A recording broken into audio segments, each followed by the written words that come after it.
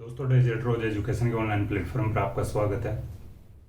चलिए अपन अगस्त 2022 की daily current affair की क्लास में आगे चर्चा करते हैं। सबसे पहले चर्चा करेंगे कॉमनवेल्थ गेम्स 2022 की। देखिए, इंडिया की झोली में भाई पदक खूब आए हैं 5 अगस्त को। तो सबसे पहले चर्चा करते हैं बजरंग पूनिया की। उन्होंने गोल्ड मेडल जीता है कुश्ती में। देखिए, बजरंग पूनिया 2018 के जो कॉमनवेल्थ गेम्स हुए थे उनमें भी स्वर्ण पदक जीते थे। टोक्यो ओलंपिक 2020 में, जो 2021 में हुए थे, उनमें भी कांस्य पदक जीता था भाई बजरंग पूनिया ने। तो ये आपको पता होना चाहिए। दीपक पूनिया ने भी भाई गोल्ड मेडल जीता है और साक्षी मलिक ने भी जो गोल्ड मेडल मेडल जीता है।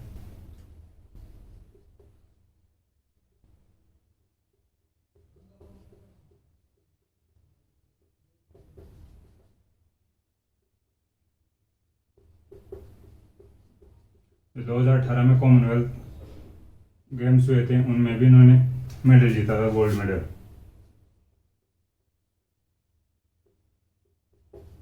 और टोक्यो ओलंपिक हुए थे 2021 में, उनमें इन्होंने कांस्य पदक जीता था।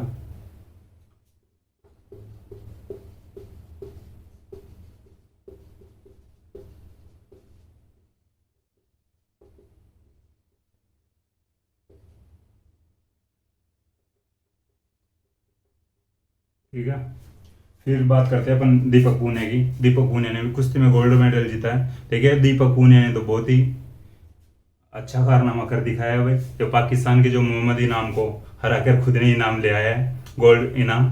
तो ये आपको याद रखना होगा, पाकिस्तान के मोहम्मद इनाम को बहुत बुरी तरह से पछाड़ा है इन्होंने और गोल्ड मेडल जीता है भाई दीपक पूनिया ने। तो ये तो याद रखने योग्य बात है। अपने जो प्रतिद्वंद्वी देश है, जो पाकिस्तान है, विरोधी देश है, उसको हराया भाई। उसके जो मोहम्मद इनाम नाम का जो एक खिलाड़ी है उसको हराया।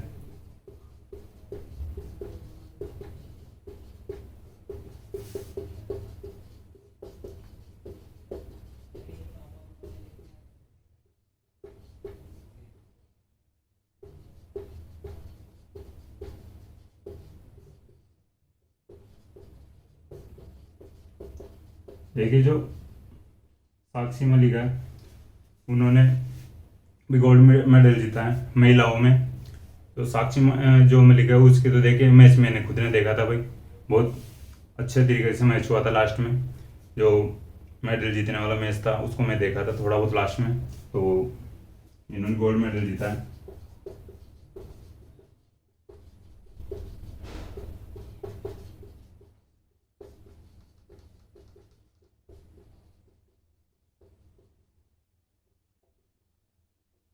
ठीक है, फिर इसके बाद में चर्चा करते हैं अंशु मलिक की। इन्होंने कुश्ती में सिल्वर मेडल जीता है भाई। देखिए, फाइनल में हार मिली थी अंशु मलिक को, लेकिन इन्होंने जो सिल्वर पदक जीतने में अपनी कामयाबी प्राप्त की है भाई। जो कामयाब रही है सिल्वर मेडल प्राप्त करने में। जो अंशु मलिक की बात कर रहे हैं अपन, यानी गोल्ड तो नहीं जीत पाए लेकिन सिल्वर मेडल जीते हैं भाई अंशु मलिक।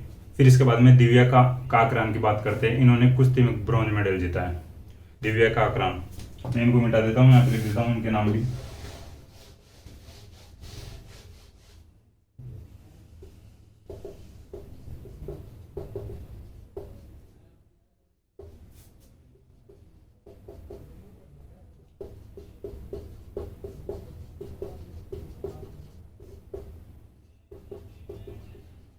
ठीक है, इन्होंने जो कुश्ती में जीता है और दिव्या काकरान ने भी कुश्ती में देखिए 5 मेडल आए यानी 5 अगस्त को कुश्ती में।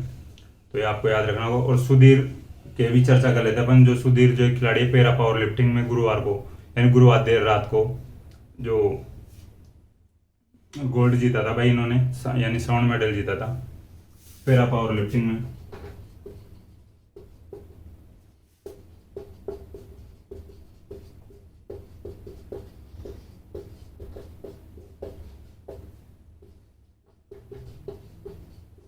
ठीक है, ये अपन ने कॉमनवेल्थ गेम्स 2022 की चर्चा की है। बजरंग पूनिया ने जो 2020 में जो टोक्यो ओलंपिक हुए थे उसमें कांस्य पदक जीता था, यह फैक्ट था, मैं आपको बताया था।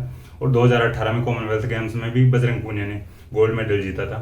टोक्यो ओलंपिक 2020 में कांस्य पदक जीता था। ठीक है, ये याद रखना भाई, जो ये बजरंग पूनिया, ये देखो इंपॉर्टेंट खिलाड़ियों के नाम है ये, और इनके बारे में पूछा जा सकता है। फिर इसके बाद में अपन चर्चा करते हैं 6 अगस्त 1945 की, जो 6 अगस्त के दिन अमेरिका ने जापान के हिरोशिमा शहर पर दुनिया का पहला परमाणु बम गिराया था भाई। ये देखिए इंपॉर्टेंट फैक्ट है, ये आपको याद रखना चाहिए। यानी 6 अगस्त 1945 को अमेरिका ने जापान के हिरोशिमा शहर पर दुनिया का पहला परमाणु बम गिराया था। फिर इसके 3 दिन बाद यानी 9 अगस्त 1945 को जापान के ही नागासाकी शहर पर अपना परमाणु बम गिराया था। तो ये देखिए, जो हिरोशिमा शहर पर जो परमाणु बम गिराया गया था उसका नाम था लिटिल बॉय, और जो नागासाकी शहर पर जो परमाणु बम गिराया गया था उसका नाम था फैटमैन। तो देखिए, जो लिटिल बॉय जो परमाणु बम गिराया गया था हिरोशिमा पर, उसमें लगभग 1,40,000 लोगों के आसपास जान यानी मौतें हुई थी। तो देखिए, इसमें पूरे यानी विरोधी ने यानी जो सैनिक नहीं थे जापान के, इसमें आम नागरिक भी थे, उनकी भी मौत हुई थी। तो और जो 74,000 जो लोग मारे गए थे फैटमैन जो परमाणु बम से नागासाकी शहर में, ये भी देखिए आम नागरिकों की मौत भी हुई थी इनमें। देखिए, इसके कुछ सालों तक भी वहाँ पे इसका इफेक्ट रहा था, जो ये परमाणु बम का। वहाँ पे जो इनकी विकिरणें निकलती थी, जो निकली थी इस बम, जो भी ये बम थे, इनका जो प्रभाव काफी दिनों तक रहा था भाई। तो ये आपको याद रखना चाहिए। जापान की नौसेना ने 7 दिसंबर 1941 को जो अमेरिका के नौसैनिक बेस पर्ल जो हार्बर एक दस्ता था सैन्य, तो उस पर हमला किया था भाई। जापान की नौसेना ने किया था 7 दिसंबर 1941 को अमेरिका के नौसैनिक बेस पर्ल जो अमेरिका के नौसैनिक बेस पर्ल हार्बर पर हमला किया था, उसका बदला लेने के लिए अमेरिका ने हमले किए थे भाई। तो जो हिरोशिमा शहर और नागासाकी शहर पर जो परमाणु बम गिराए थे, हमले का बदला लेने के लिए किया था अमेरिका ने।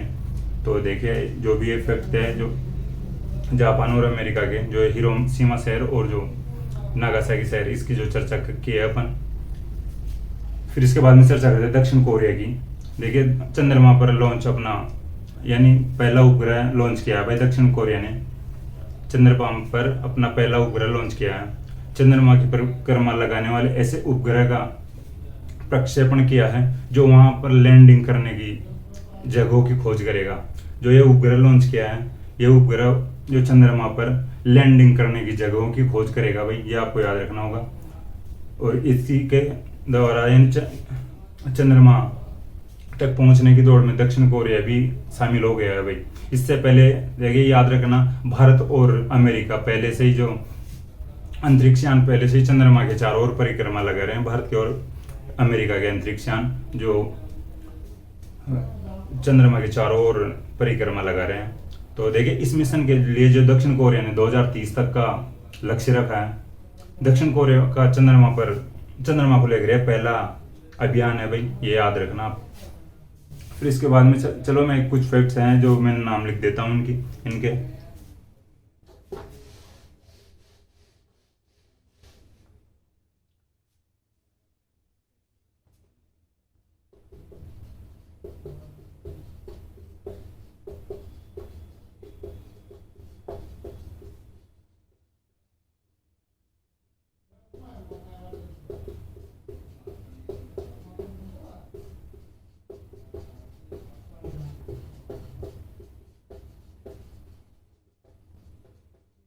ठीक है, देखिए, जो ये प्रक्षेपण किया है स्पेस एक्स द्वारा प्रक्षेपित जो उपग्रह ईंधन संरक्षण के लिए लंबा गोल चक्कर लगा रहा है, जो ये उपग्रह इसके दिसंबर तक पहुंचने की संभावना है। ये फ्लोरिडा के जो Cape Canaveral space force station से इस उपग्रह का प्रक्षेपण किया गया है। फ्लोरिडा के Cape Canaveral space force station.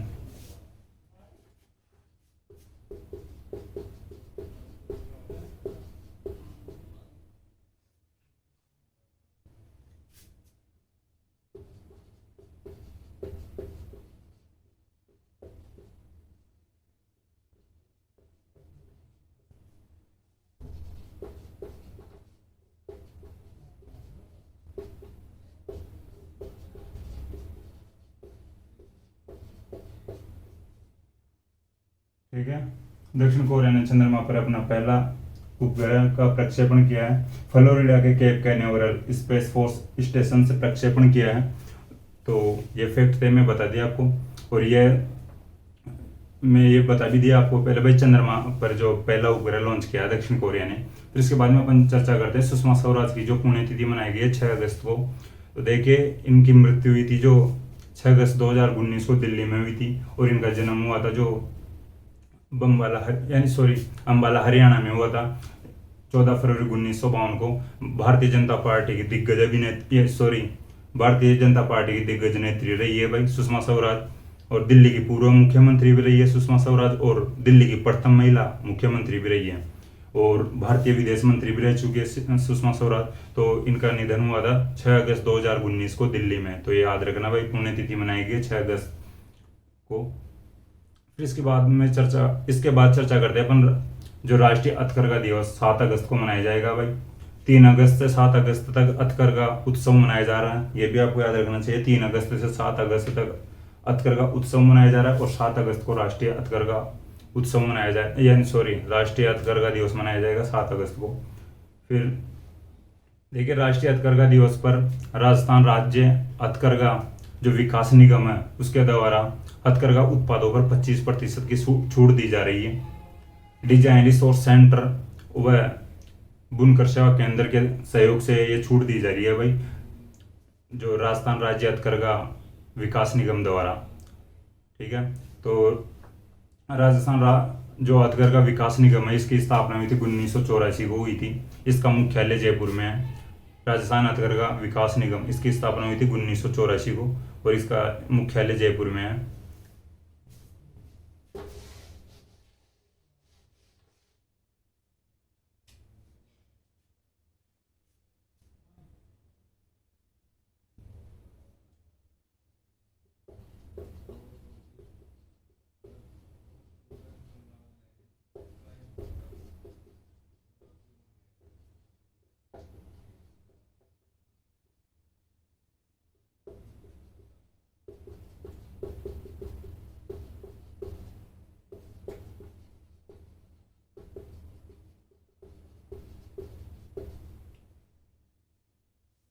देखिए जो बुनकर पुरस्कार योजना की शुरुआत 2005 से की गई थी।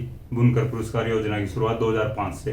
जयपुर के रामस्वरूप शर्मा को राजस्थान हस्तशिल्प रत्न अवार्ड 2022 के लिए चयनित किया गया है। जयपुर के रामस्वरूप शर्मा को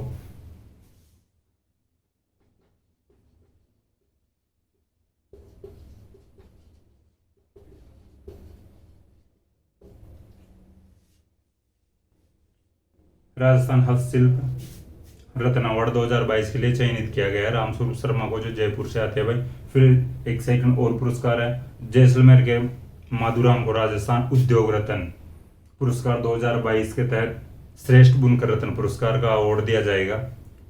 राजस्थान उद्योग रत्न पुरस्कार 2022 के तहत श्रेष्ठ बुनकर रत्न अवार्ड 2022 दिया जाएगा भाई, जो जैसलमेर के माधुराम को। फिर इसके बाद में चर्चा करते हैं राजस्थान स्मार्ट सिटी योजना की। तो देखिए 2022-23 के बजट में घोषणा की गई है राजस्थान स्मार्ट सिटी योजना की। जैसे केंद्र सरकार में स्मार्ट सिटी मिशन चलाया जा रहा है, इसी की तर्ज पर राजस्थान सरकार ने भी राजस्थान स्मार्ट सिटी योजना शुरू करने की घोषणा की है। तो इसमें राजस्थान के 6 जिलों को सम्मिलित किया गया है। देखिए 6 जिले जोधपुर और बीकानेर, जो उत्तर पश्चिमी राजस्थान के हैं भाई, जोधपुर और बीकानेर, ये याद रखना। तो जैसे थोड़ी ट्रिक के आधार पर याद रख लिया करो भाई, उस साइड के जोधपुर और बीकानेर। फिर आते हैं 2 जिले भरतपुर और अलवर। ये देखिए उत्तर जो पूर्वी राजस्थान है इसके जिले, जो इस क्षेत्र के जिले आते हैं अलवर और भरतपुर। फिर इसके बाद में चर्चा करते हैं 2 जिले और है भाई, चित्तौड़गढ़ और भीलवाड़ा, ये दक्षिण राजस्थान में आते हैं भाई, चित्तौड़गढ़ और भीलवाड़ा। तो ये याद रखना, आपको कैसे भी याद रखा जाए वैसे याद रख लेना आप। जोधपुर और बीकानेर और अलवर और भरतपुर, चित्तौड़ और भीलवाड़ा 6 जिले। तो देखिए भारत सरकार की स्मार्ट सिटी मिशन में राजस्थान के 4 शहरों को शामिल किया गया, जो भारत सरकार द्वारा जो चलाई जा रही है स्मार्ट सिटी मिशन योजना। इसके तहत इसमें टोटल 100 शहरों को सम्मिलित किया गया है, भारत के 100 शहरों को। उनमें से 4 शहर राजस्थान के हैं भाई, तो जो मैं नाम लिख देता हूँ।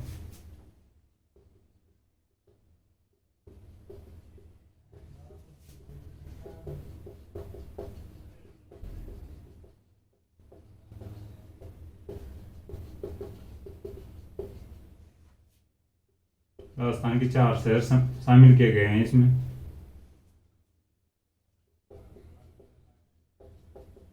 देखिए कोटा,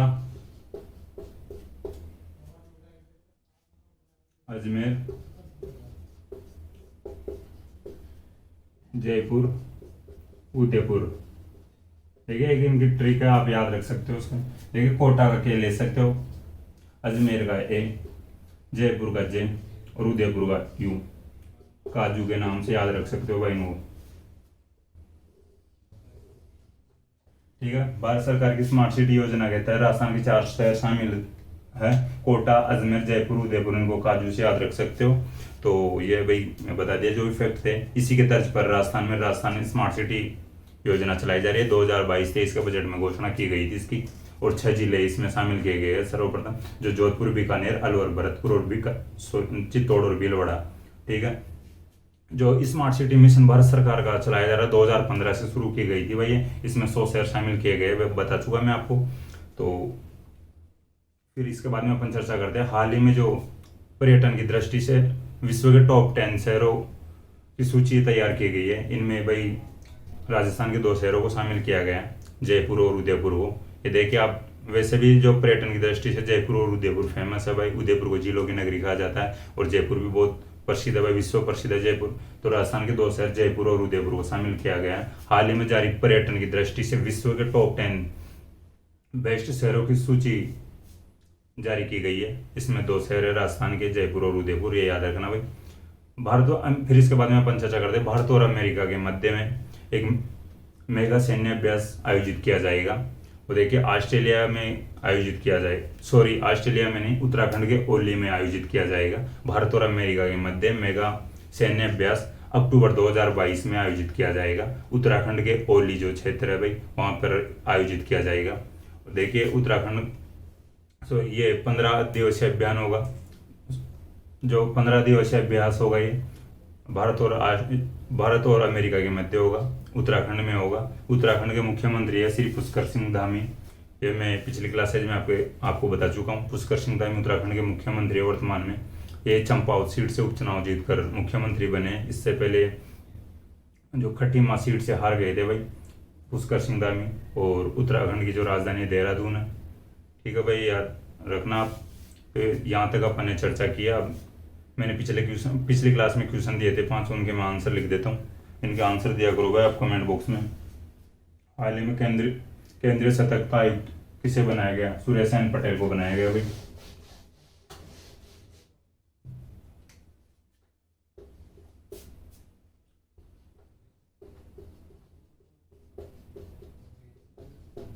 ठीक है।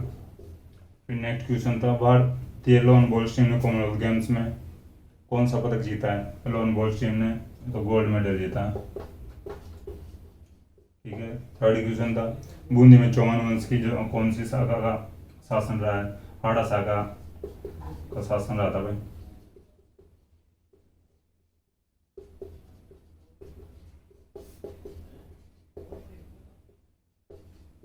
ठीक है। फोर्थ क्वेश्चन था फिर, राजस्थान हाईकोर्ट के वर्तमान में जो कार्यवाहक मुख्य न्यायाधीश है वो कौन है भाई? मनिंदर मोहन श्रीवास्तव है, जस्टिस मनिंदर मोहन श्रीवास्तव।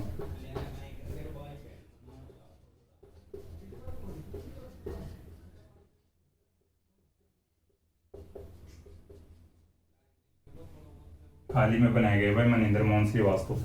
फिर बात करते हैं नेक्स्ट क्वेश्चन की, राजस्थान जो इंटरनेशनल फिल्म फेस्टिवल जो किस जिले में आयोजित किया जाएगा 2023 का?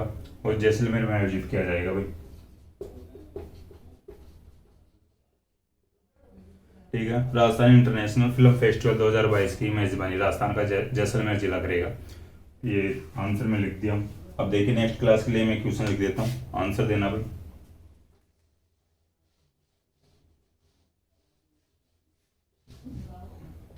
फर्स्ट क्वेश्चन है, मैं निमित्त मात्र हूँ, पुस्तक के लेखक कौन है?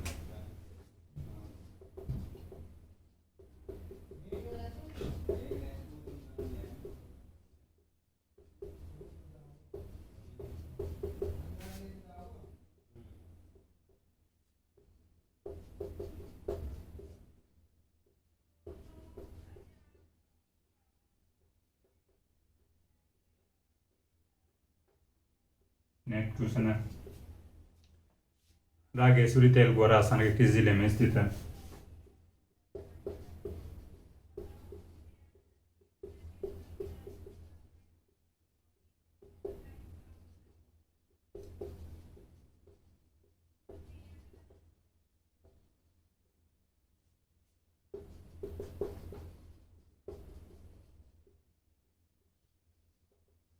नेक्स्ट क्वेश्चन है, पिच ब्लैक हवाई युद्धाभ्यास किस देश में आयोजित किया जाएगा?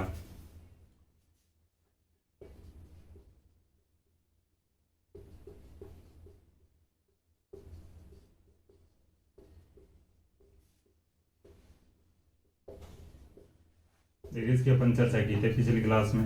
भारत इसमें शामिल होगा, भारत के साथ 17 देश शामिल होंगे, भारत सहित यानी 17 देश शामिल होंगे।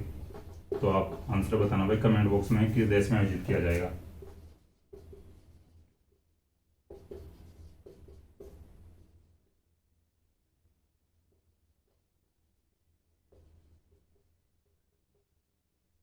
ठीक है,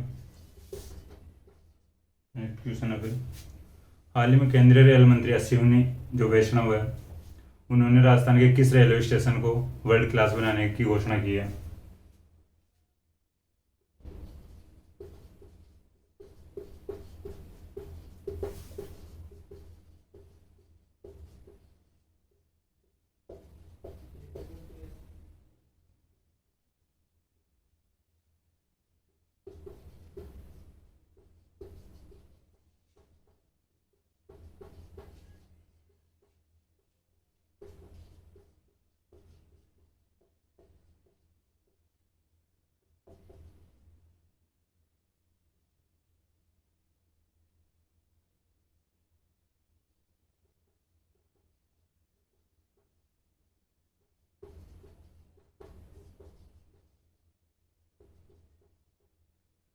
लास्ट क्वेश्चन में ऊपर लिख देता हूँ मिटा के इनको। जयपुर के जंतर मंतर को यूनेस्को की सूची में कब सम्मिलित किया गया था?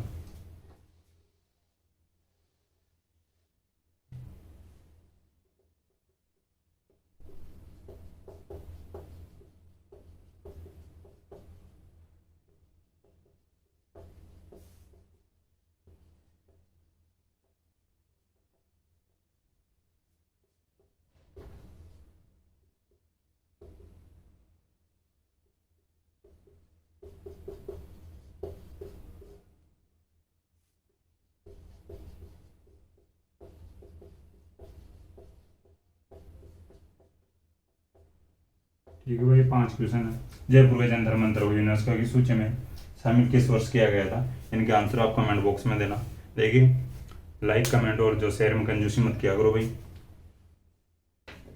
वैसे मैं आपके लिए खूब मेहनत कर रहा हूँ। अभी करंट अफेयर की जो चर्चा कर रहे हैं अपन, जल्दी ही अपन राजस्थान हिस्ट्री क्लास भी शुरू करेंगे। तो आप कमेंट्स में बताया करो, जो भी कोई कमी लग रही हो या कमेंट कर दिया करो।